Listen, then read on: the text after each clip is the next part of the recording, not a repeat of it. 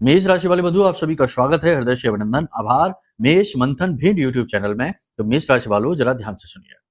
जैसे फूलों के बीच एक कांटा छुपा रहता है, अगर आप फूल की महक और सुंदरता में खो जाते हैं और थोड़े लापरवाह होते हैं तो यह कांटा चुभकर अपने होने का एहसास कराता है, लेकिन इस एहसास में दर्द बहुत होता है। इसी प्रकार जीवन में जो शुभ संकेत मिल रहे हैं वे आपके जीवन में बहुत अच्छी घड़ियों को लेकर आने वाले हैं। 3 बहुत ही अच्छी खुशखबरियां अगले 3 से 5 दिनों में आपको मिलने वाली हैं, जो आपके जीवन को चमकाएंगी, भाग्य के दरवाजे को खोलेंगी और आपके जीवन में स्वर्ग के समान सुंदर खुशियां लेकर आएंगी। इस समय और काल पर जिस परेशानी से आप जूझ रहे हैं उसे काट देंगे। लेकिन इन सब के बीच एक बहुत ही नेगेटिव खबर, बहुत ही नकारात्मक खबर भी है, जो हो सकता है कि आपकी हर एक खुशी पर पानी फेर दे। बंधुओं, पॉजिटिव को जानो या ना जानो, लेकिन इस नेगेटिव खबर के बारे में अत्यंत आवश्यक है आपको जानना। कुछ ग्रह योगों की वजह से यह नकारात्मक स्थिति बन रही है जो आपके जीवन को बर्बाद कर सकती है। भयंकर धोखा, भयंकर तंत्र मंत्र और नकारात्मकता की आग में आपको झोंक सकती है। आप चाहे माने या ना माने, लापरवाही आपको बहुत महंगी पड़ने वाली है। आपको इस कार्यक्रम को अंत तक देखना है।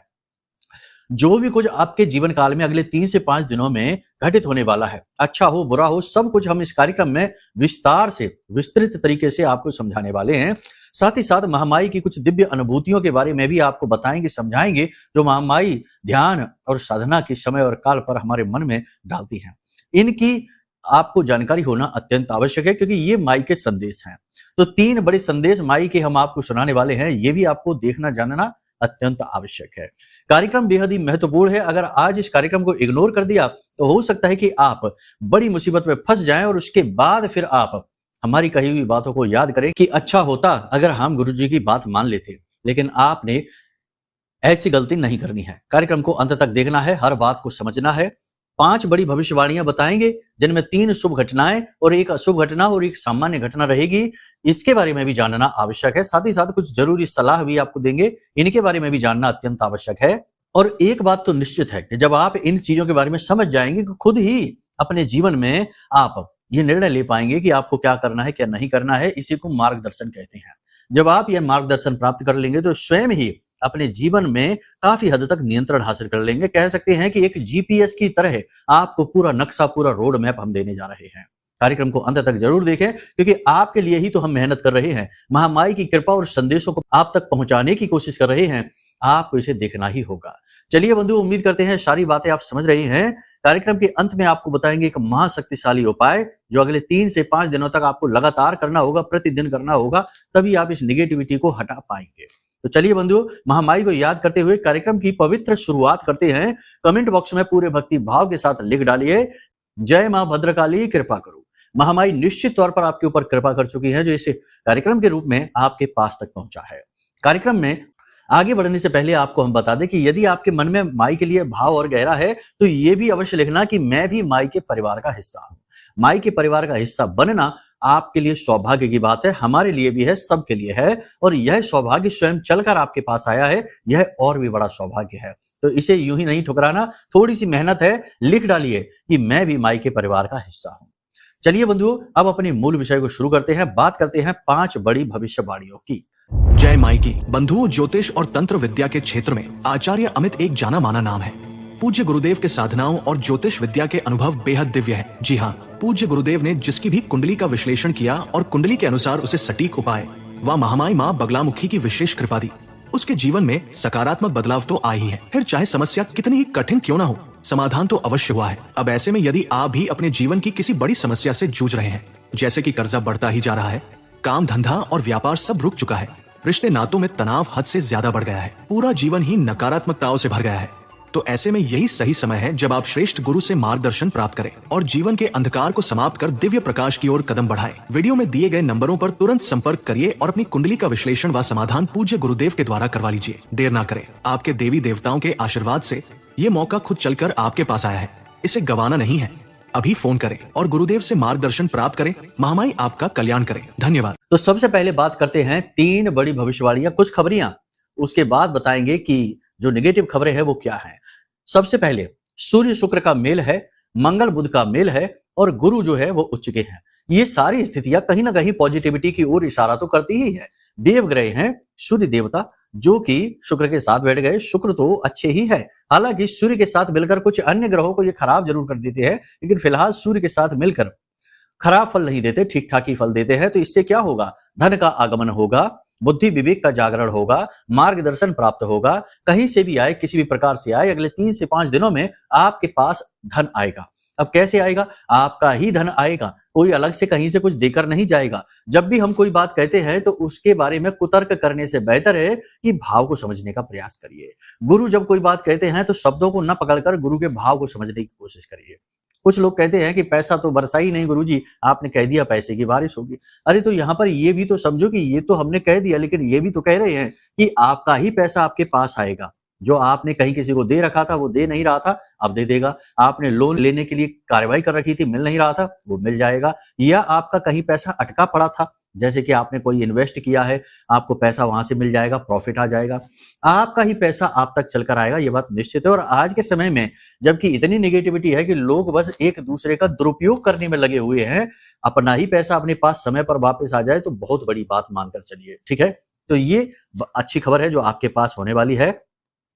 दूसरा सबसे अच्छी बात कि आपको मानसिक शांति प्राप्त होगी, कहीं ना कहीं से कुछ ना कुछ ऐसा आपके जीवन में अनुभव आएगा, चाहे आपके रिश्ते नातों से हो, चाहे आपके दाम्पत्य जीवन में हो, चाहे आपके कार्यस्थल पर हो, चाहे आपके जीवन में किसी भी प्रकार का कोई ऐसा व्यक्ति आ जाए जो आपको मानसिक शांति दिलाएगा। यानी कहने का मतलब यह है कि लंबे समय से चल रही जो कंफ्यूजन की स्थिति है, उथल पुथल की स्थिति है, अनिर्णय की स्थिति है, अब आप उसे छोड़कर आगे बढ़ेंगे। कोई एक व्यक्ति आपका सहयोगी बनकर आएगा जो आपका मार्गदर्शन करेगा, कॉन्फिडेंस बढ़ाएगा और आपको विपत्ति से बाहर निकलने का मार्ग दिखाएगा। जी हाँ, ये प्रबल योग है। ऐसी स्थिति भी बनती है जबकि कोई एक मार्गदर्शक है, गुरु उच्च के हैं, मार्गदर्शन अवश्य मिलेगा ही मिलेगा, तो इसके लिए आप तैयारी कर लो। इसी के साथ साथ आपको सुरक्षा की भावना भी जागृत होगी।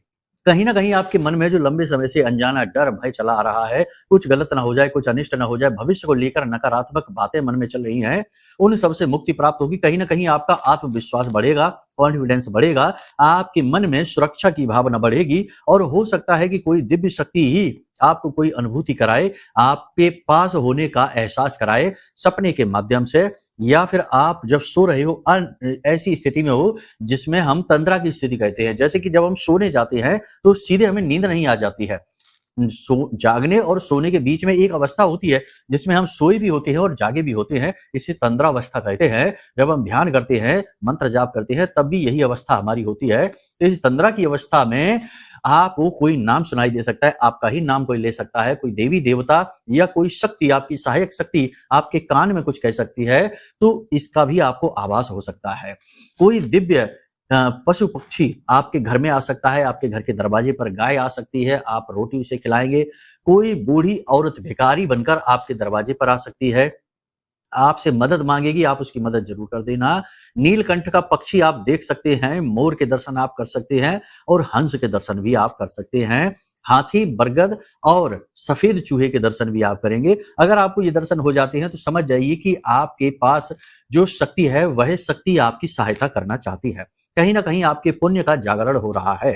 तो ये संकेत होते हैं। देखो, ईश्वर की जो भाषा होती है ना, वो हमारी जैसी शब्दमयी भाषा नहीं है। ईश्वर की भाषा सांकेतिक होती है और बुद्धिमान इंसान संकेतों को पकड़ता है। इसीलिए तो कहा गया है कि बुद्धिमान इंसान के लिए इशारा ही काफी होता है। कहावत है ये। तो ये कहावत क्यों बनी है? क्योंकि इशारा यानी संकेत वो ब्रह्म देता है। हमारे आसपास की जो एनर्जी है, जो ऊर्जाएं हैं, वो देती हैं। खराब एनर्जी हमें खराब संकेत देगी और जो अच्छी एनर्जी है, पॉजिटिव एनर्जी है, हमारे देवी देवता है, पुरखे पूर्वज है, वो हमें अच्छे संकेत देंगे। तो इन संकेतों को पकड़ना चाहिए। तो यही हम आपको बता रहे हैं। कुछ और अच्छे संकेत भी आपको दिखाई सुनाई दे सकते हैं, जैसे कि शाम के समय और सुबह के समय आपको मंदिर की घंटियों की आवाज सुनाई दे सकती है, खुशबू का एहसास हो सकता है, जबकि आसपास ना तो कोई धूप बत्ती, अगरबत्ती या खुशबूदार कोई पौधा, इत्र वगैरह होगा, तब भी खुशबू। ठीक इसके उलट भी हो सकता है कि आपको दुर्गंध जैसी भी आ सकती है, शक्ति जैसी भी होगी आपके आसपास, वो आपको एहसास कराएगी। नेगेटिव एनर्जी के नेगेटिव एहसास होंगे। फिलहाल इस बात की संभावना अधिक है कि आपको पॉजिटिव एहसास होंगे। ठीक है, बिगड़े काम आपके बनने शुरू हो जाएंगे। जिस कार्य में लंबे समय से रुकावटें थी, परेशानी थी, काम बन नहीं रहे थे, आप प्रयास कर करके थक हार रहे थे, वो काम आपके बनने लगेंगे। प्रमोशन नहीं हो रहा था तो प्रमोशन होने की संभावना बढ़ जाएगी, हो भी सकता है। नौकरी नहीं मिल रही थी तो नौकरी मिल जाएगी या उसकी प्रबल संभावना बन जाएगी। विवाह नहीं हो पा रहा था तो विवाह होने के या फिर उसके रुकने के, ठहरने के, जिसको रोका कहते हैं, उसके प्रबल योग हैं, विवाह हो जाएगा। अब यहाँ पर कुछ चीजें हैं जिनका आपको ख्याल रखना है। पहली चीज तो ये कि देखो, नेगेटिव चीज, नेगेटिव विचार, नेगेटिव वातावरण से आपको दूर रहना है। आपके आसपास कुछ लोग ऐसे हैं जो हमेशा दूसरों की बुराइयां करने में रुचि लेते हैं, शिकायतें करते रहते हैं, जीवन का दुखड़ा रोना रोते रहते हैं। उनके लिए सब कुछ खराब ही है, बस वही अच्छे हैं। ऐसे लोगों से दूर रहिए, ये भयंकर नेगेटिव है। आपकी भी पॉजिटिव एनर्जी को अवशोषित कर लेंगे और आपको छोड़ देंगे नकारात्मकता में डूबे हुए। इनसे दूर रहिए।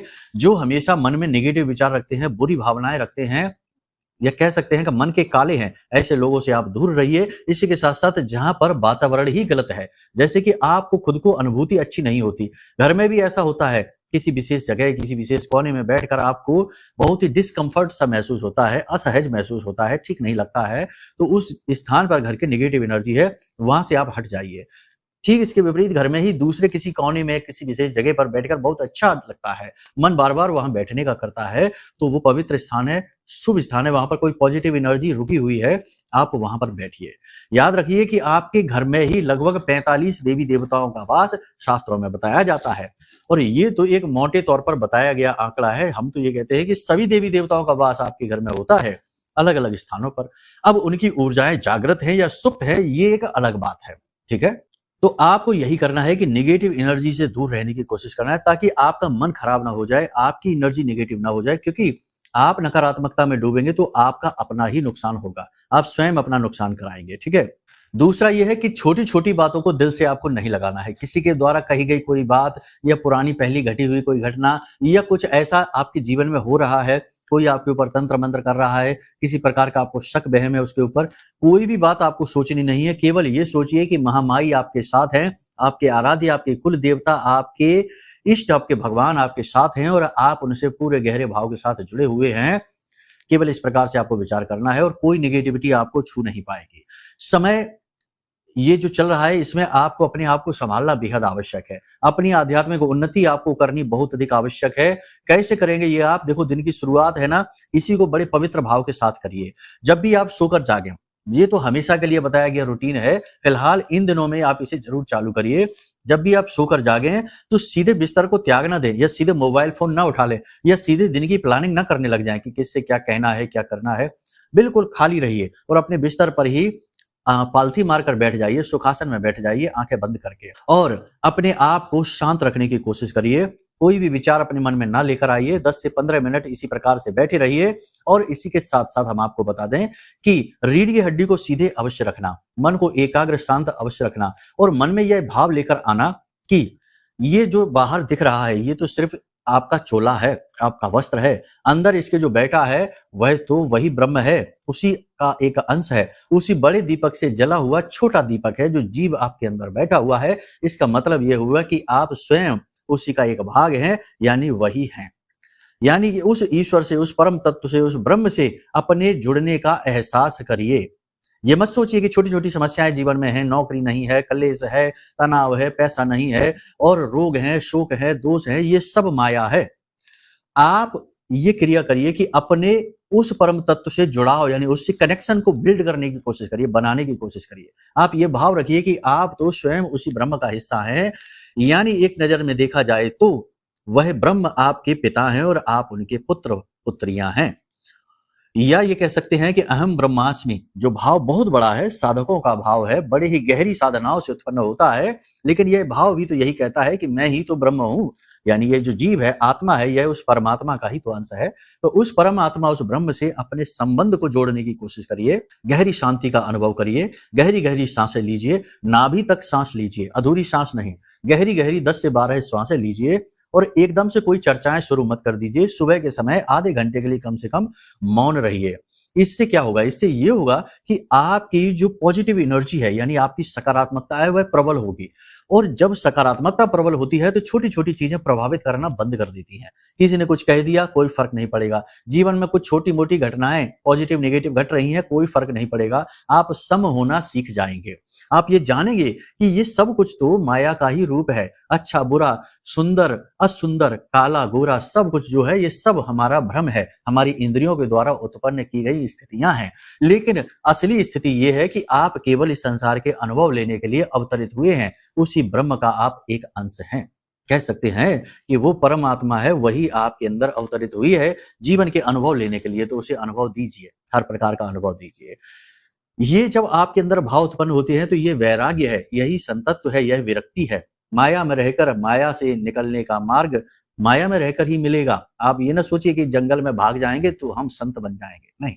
आप इन्हीं कपड़ों में, इन्हीं स्थिति में, इन्हीं परिस्थितियों में संतत्व अपने अंदर जागृत कर सकते हैं। ठीक है? तो इस तरह की भावनाएँ जब हम लेकर आते हैं तो इसे कहते हैं मैच्योर थिंकिंग। जो कि इंसान सम होना सीख जाता है, प्रभावित नहीं होता है, छोटी-छोटी चीज़ों से दुखी रोता नहीं है, परेशान नहीं होता है। तो जब ये स्थिति उसके अंदर जागृत होने लगती है, तो वह चीज़ों को हैंडल करना सीखता है। उसकी पॉजिटिव एनर्जी इतनी मजबूत हो जाती है, इतनी ज़्यादा पावरफुल हो जाती है कि फिर छोटे-छोटे तंत्र-मंत्र, टोने-टोटके उसके ऊपर असर करना बंद कर देती है। नज़र लगनी बंद हो जाती है। वह खुद भी इतना गंभीर हो जाता है कि वह चीज़ों के महत्व को समझने लगता है। तो ये सारे भाव आपको और भी बहुत कुछ है। कहने को तो दिन भर इसी विषय पर बोला जा सकता है और आपको सुनने में भी रस आएगा और हमें बोलने में भी आनंद आएगा। लेकिन वीडियो में समय की सीमाएँ होती हैं। खैर यहाँ तक आपने समझ लिया। अब एक बात ध्यान से समझ लो, ये हम आपको सलाह दे रहे हैं, आपके गुरु, आपके भाई, आपके रिश्तेदार होने के नाते दे रहे हैं, क्योंकि महामाई ने हमें यही पद दिया है आपके लिए। ठीक है? तो ध्यान से सुनो। जब भी सूर्य और शुक्र कुंडली में मिलते हैं, राहु बद यानी खराब हो जाता है, बहुत ही बुरे फल देने वाला होता है। और राहु क्या करेगा? राहु बुरे फल देगा। तो राहु के 3-4 काम हैं, क्योंकि वह दुष्ट है, वह राक्षस है। ठीक है? तो वह क्या करेगा? वह 3-4 तरीके की घटनाएँ कराएगा। पहला, किसी प्रकार का धोखा। आपके साथ किसी प्रकार का अचानक से धोखा हो सकता है। तो यहाँ पर आपको क्या करना है? अपने आप को और अलर्ट रखना है, जागरूक रखना है। तो देखो, सुबह से जब आप अपने आप को व्यवस्थित करेंगे तो दिन भर आप व्यवस्थित रहेंगे। और एक चीज़ याद रखना कि धोखा, जो भी घात, जो भी कहते हैं ना कि किसी के साथ में छल हो गया, ये केवल तभी होता है जब हम लापरवाह हो जाते हैं। और लापरवाह हम कब होते हैं? जब हम किसी पर भरोसा करने लगते हैं, बहुत ज़्यादा भरोसा करने लगते हैं। और भरोसा हम करते हैं बिना सोचे-समझे। लेकिन अगर हम अलर्ट हैं, जागरूक हैं, तो हम भरोसा करने से पहले थोड़ा-सा मन में शक रखेंगे, 1% ही सही, और सोचेंगे, और वहीं आप बच जाएँगे। तो आप कोई भी पेपर साइन करें, कोई भी डील करें, किसी समझौता करें, कोई रिश्ता करें, कुछ भी करें, थोड़ा-सा अलर्ट रहिए और ज़्यादा खोजबीन करिए, ठीक है? राहु है, धोखा करा सकता है। दूसरा, दुर्घटना, वाहन आदि सँभल कर चलाना है, कीमती सामान अपने पास सँभाल कर रखना है, किसी को देना नहीं है, लापरवाही नहीं करना है। इलेक्ट्रॉनिक सामान जल्दी से खराब होंगे, खो जाएँगे, टूट जाएँगे, सँभाल कर रखने हैं। आभूषण, महँगे आभूषण खो सकते हैं, सोने-चांदी के सामान हैं, खो सकते हैं, थोड़ा सँभाल कर रखना है। ठीक है ना? तीसरा, आपका स्वास्थ्य। तो देखो, 2-3 तरीके की समस्याएँ हैं जो आपको हो सकती हैं। पेट में आंतों से जुड़े हुए, यानी पेट में कोई इन्फेक्शन, गैस्ट्रिक, गैस की समस्या और अपच, यानी कि बहुत ज़्यादा समस्या हो सकती है, हॉस्पिटल तक आप जा सकते हैं। दूसरा, अचानक से शरीर में चोट लग सकती है, किसी भी भाग में, खास तौर से शरीर के पृष्ठ भाग में और शरीर के गर्दन से ऊपर के भाग में चोट लग सकती है, तो थोड़ा-सा सँभाल के रखना है, बचा कर रखना है, झुक कर चलना है, कहीं सिर ना टकरा जाए, सिर फूट जाएगा, खून निकल आएगा, ठीक है? तो बचकर रहना है, ठीक है ना? अपने आप को बचा कर रखिए, वाहन सँभल कर चलाइए, अपनी सुरक्षा करिए और अपने अपनों की भी सुरक्षा करिए, जो आपसे बहुत प्रेम करते हैं, आपके लिए जी रहे हैं। इनके लिए आप इनकी भी सुरक्षा करिए, ज़िम्मेदारी लेकर चलना है आपको, ठीक है? वैसे तो आप सब कर रहे हैं, हम जानते हैं, लेकिन हमारा काम है कि हम आपको ये चीज़ें बताते रहें। कह देने से, बता देने से लोग ज़्यादा जागरूक हो जाते हैं, सतर्क हो जाते हैं, ठीक है ना? जीवन साथी की सेहत के प्रति थोड़ी-सी चिंताएँ रह सकती हैं, इसके लिए थोड़ा-सा आप है ना उपाय कर लेना। हम आपको एक उपाय भेजेंगे, वो उपाय आप कर लेना, अभी हम थोड़ी देर में बता रहे हैं। इसको आप कर लेना, साथ ही साथ आप हो सके तो प्रतिदिन मंदिर जाना और शुरू कर दीजिए। इससे क्या होता है, सूर्य-शुक्र मेल वैसे अच्छा होता भी है और नहीं भी होता, मिश्रित फल देता है। तो जब आप रोज़ मंदिर जाते हैं, तो मंदिर जाने से मंदिर की जो रज होती है, वह जब हमारे पैरों से लगती है, तो उससे 2 बातें होती हैं। एक तो भूमि चक्र जागृत होता है, नंगे पैर चलते हैं मंदिर में, तो भूमि चक्र जो हमारे पंजों में होता है, वो जागृत हो जाता है। और दूसरा ये होता है कि शुक्र जैसी भी स्थिति में होगा, चाहे जन्मपत्री में, चाहे आपकी गोचर में, किसी भी स्थिति में होगा, वह पॉजिटिव होना शुरू हो जाता है। तो ये काम आप ज़रूर करिए, मंदिर ज़रूर जाइए, दान दक्षिणा करिए, जितना कर सकते हैं उतना करिए। और सबसे बड़ी बात कि गाय को रोटी ज़रूर खिला दीजिए, ठीक है ना? ये काम आप ज़रूर कर लीजिए, इनसे आपकी बहुत बड़ी सुरक्षा हो जाएगी, राहु के फल कम हो जाएँगे। एक और बड़ी बात है, रामायण की कोई एक चौपाई पढ़ लीजिए, 2-4 चौपाइयाँ पढ़ लीजिए, या फिर आप चाहें तो श्रीमद् भागवतम के कुछ श्लोक पढ़ लीजिए। सच्चिदानंद रूपाय विश्वोत्पत्त्यादि हेतवे तापत्रय विनाशाय श्री कृष्णाय वयम नमः। ऐसा ये तो चलते फिरते श्लोक हैं, इनको आप पढ़ लीजिए। इनसे क्या होता है कि हमारा जो है ना गुरु, कुंडली में कैसा भी हो वो बहुत शक्तिशाली हो जाता है। और ऐसा कहते हैं ज्योतिष में कि गुरु एक ऐसा ग्रह है जो सभी ग्रहों के दोषों को शांत कर देता है, क्योंकि वो गुरु है, देवताओं का भी गुरु है, ग्रह नक्षत्रों का भी गुरु है। ठीक है, तो इस तरीके से अब यहाँ पर भी कुतर्क नहीं करना कि शुक्र तो खुद ही राक्षसों का गुरु है, तो गुरु कैसे, वो सब बातें आप ना करिए। जो हम कहते हैं इन बातों को समझिए, इनसे जीवन का आपका आधार प्रबल होगा और जिस पर आप स्वयं अपनी मेहनत से अपने जीवन को फिर से पुनर्स्थापित कर पाएंगे। ठीक है, जो बातें हमने आपको बताई हैं ये गोचर के अनुसार हैं, लेकिन आपकी जन्म पत्री में ये बातें ठीक विपरीत हो सकती हैं। आप किसी बड़ी परेशानी में पड़ सकते हैं, या लंबे समय से जूझ रहे हैं, या आपको लग रहा है कि आगे कुछ है ही नहीं, जीवन में अंधकार ही अंधकार है, कोई आपको लगातार सता रहा है, धोखा दे रहा है, तो हो सकता है कि आपकी जन्म पत्री में कुछ पाप ग्रह योग बने हों। बहुत सारे होते हैं, बहुत लंबी लिस्ट है। तो किसी पाप ग्रह योग की वजह से हो सकता है कि किसी और के कर्मों का दंड आप भुगत रहे हो। शापित दोष होता है, जैसे पितृ दोष होता है, तो आपकी कोई गलती नहीं, तब भी आप सजा भुगतते हैं, दंड भुगतते हैं। तो इसके लिए आप अपनी कुंडली का आकलन करा लीजिए, नंबर वीडियो में दिया गया है। कुंडली के आकलन से आपके दोष पता लग जाएंगे, उनके निवारण के लिए सटीक उपाय आपको मिल जाएंगे। और इसी के साथ साथ में यह महारक्षक कवच है, जो कि महामाई के सबसे शक्तिशाली मंत्र 36 अक्षरी स्तंभन मंत्र से जागृत है, पूरी तरह से अभिमंत्रित है। इस महारक्षक कवच को भी आप जरूर मंगा लीजिए, यह आपका उद्धार कर देगा। कैसी भी नेगेटिविटी हो, क्योंकि जीवन में अगर दुख है तो कहीं ना कहीं नेगेटिविटी ने तो आपको घेरा ही है, तो इसे क्षण भर में काट देने का कोई ना कोई मार्ग आपको चाहिए, नहीं तो कोई उपाय, क्रिया, पूजा पाठ, अनुष्ठान कुछ भी काम नहीं करेगा। यही तो होता है कि आप कहते हैं कि हम सब कुछ करते हैं तब भी कोई फल नहीं मिलता गुरुजी, तो ये इसीलिए है। तो आपको क्या करना है कि ये महारक्षक कवच भी मंगाना है, कुंडली भी करानी है। इसको पहुंचते ही इसकी जो विशेष क्रियाएं हैं वो आप चालू करेंगे और कवच धारण करेंगे, फिर आप कुंडली का आकलन करे हुए जो उपाय देंगे हम वो आप करेंगे। तो दोनों जब मिलकर कार्य करेंगे तो आपके जीवन में अचानक से ग्रोथ आएगी। 10 से 15 दिनों में ही आप बड़ा अद्भुत परिवर्तन अपने जीवन में महसूस करना शुरू कर देंगे। तो ये 2 काम आप जरूर कर लीजिए, इससे आपका ही भला हो जाएगा। ठीक है, छोटी छोटी दक्षिणाओं के साथ ये काम होते हैं। वीडियो में नंबर है, नंबरों पर फोन करके आप सारी जानकारी ले सकते हैं। अब बात करते हैं उपाय की। तो देखो, सबसे बड़ा उपाय है जो हम आपको पहले ही बता चुके कि मंदिर आप जरूर जाइए। दूसरा ये है कि जब भी कोई पवित्र चिन्ह आपको, जो हमने वीडियो में बताया है पीछे, कि कोई पवित्र संकेत आपको मिल जाए, एक ही संकेत मिल जाए, जरूरी नहीं कि सारे मिले। नीलकंठ के आपने दर्शन कर लिए, कहीं भी करें, फोटो में करें, टीवी में करें, मोबाइल में करें, खुद से ढूंढ के नहीं करना है, स्वयं होंगे। तो कोई शुभ संकेत आपको मिल जाए, जो हमने आपको 4-5 संकेत बताए हैं, तो उस शुभ संकेत को मिलते ही तुरंत आपको क्या करना है कि एक सफेद रंग का कपड़ा लेना है, कोई रूमाल आप ले सकते हैं, और उसमें बतासे भरने हैं और 1-2 सिक्के डाल देने हैं। ठीक है, सिक्के चलने वाले जो होते हैं ना, वैसे खोटा सिक्का नहीं, सिक्के डाल देने हैं। और इसकी पोटली बनानी है सफेद रंग के धागे से ही, और इसे अपने सिर से सीधा उसारना है 7 बार, उल्टा नहीं, सीधा सीधा उसारना है 7 बार, और इसे बहते हुए जल में प्रवाहित कर देना है, इस पोटली को। ये क्रिया आप जरूर कर लीजिए, इससे आपके ऊपर कोई भी नेगेटिविटी हो वो समाप्त हो जाएगी, मां लक्ष्मी की कृपा आपको प्राप्त होगी, और आपका शुक्र प्रबल हो जाएगा और आपको धन लाभ कराएगा, सुख शांति आपके जीवन में लेकर आएगा। ठीक है, तो इन सारे कार्यों को समझ लिया आपने, इन्हें अपने जीवन में उतारिए। माई ने चाहा तो सब कुछ देखते देखते ही बदल जाएगा। बाकी आप कुंडली आकलन तो करा ही लो, ये तो बहुत महत्वपूर्ण कार्य है, बड़ी सलाह है, इसे तो मान ही लेना। ठीक है, चलिए बंधुओं, कार्यक्रम को यही विराम देते हैं। माई के प्रति अपना भाव जरूर बनाकर रखिए और सदा पॉजिटिव रहिए। सुख दुख जो भी है वे सब माया के भ्रम हैं, असली तो आनंद है जो उस ईश्वर की याद, उसकी खोज और उसकी उपलब्धि में है। ठीक है, तो बस इसी भाव के साथ प्रेम से बोलिए, जय माई की, जय मां बगलामुखी। हमारे प्रिय और परम पूज्य आचार्य जी ने अपनी साधनाओं के अनुभवों पर आधारित शक्तिशाली उपाय और क्रियाओं के माध्यम से हजारों लोगों के जीवन को पूरी तरह से बदला है। आचार्य जी के द्वारा बताया गया हर एक उपाय इतना सटीक और कारगर होता है कि जो भी इसे पूरे भाव के साथ कर लेता है, उसे साक्षात महामाई की कृपा और आशीर्वाद प्राप्त हो जाती है। इसलिए निसंकोच इन उपायों को पूरे भाव के साथ करिए, आपका कल्याण होगा। जय माई की।